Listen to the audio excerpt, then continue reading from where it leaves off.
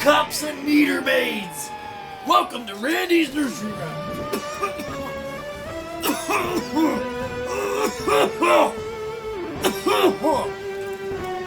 Having my voice isn't easy, boys and girls.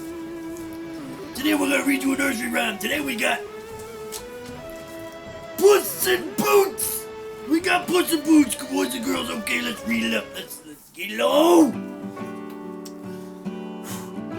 There once was a young man who had nothing in the world but a cat named Puss. It's kind of sad already, kids. He felt very sorry for himself. He sighed, "What good is a cat?" Gonna have to agree with me. Hearing this, Puss replied, "A cat is a very fine thing indeed." Whoa, this cat can talk. Yeah.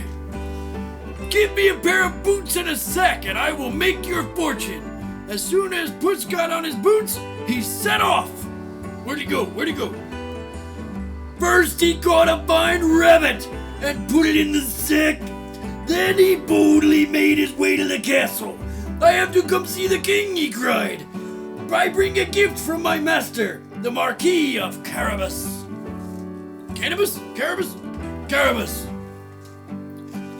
The king was pleased with the gift and invited Puss in Boots to stay for supper. The cat ate his fill from banquet table, and while he ate, he talked. First, he told the king how rich the Marquis of Carabas was. I thought the king was poor, he just had a cat.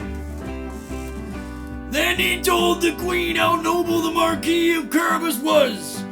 Then he told the princess his master was handsome, brave, and charming, just like Randy.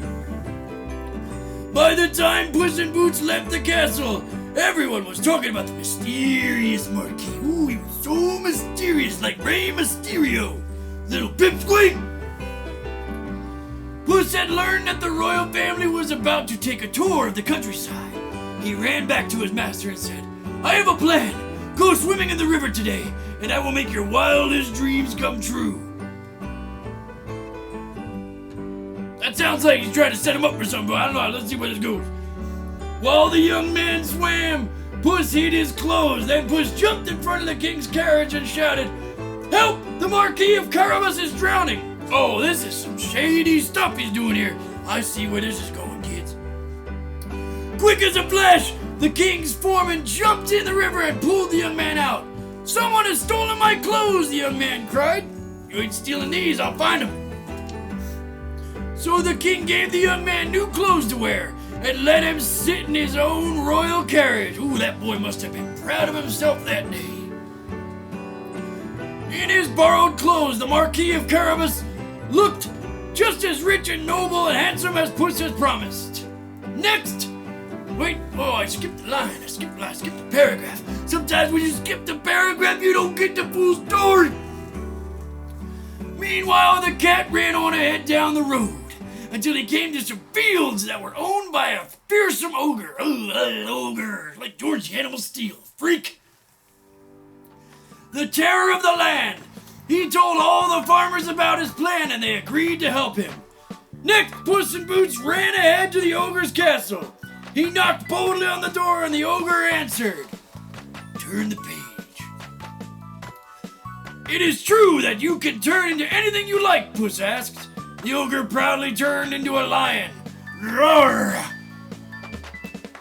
"But it must be easy for an ogre to turn into a lion," said Puss in Boots. "An ogre could never turn into something tiny like a mouse."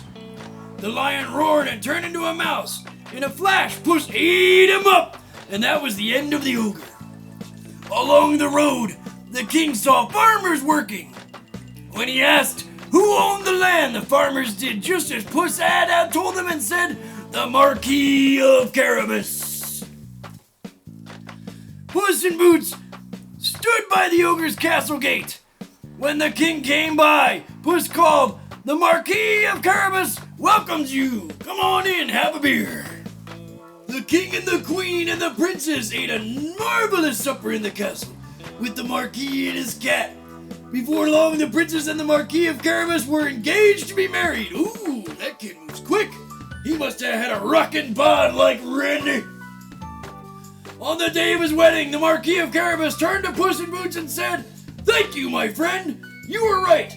A cat is a very fine thing indeed." Well, boys and girls, that was the story of a cat who ate a mouse and ripped somebody's blouse and made a kid a king. Kind of interesting, but also very unrealistic. All right, boys and girls, that's gonna do it for Randy's Nursery Rhymes this week, or this month, or this day, or whatever it is in your hemisphere.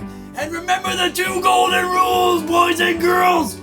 No double parking, and stay away from Elizabeth. Yeah. Mythical goat.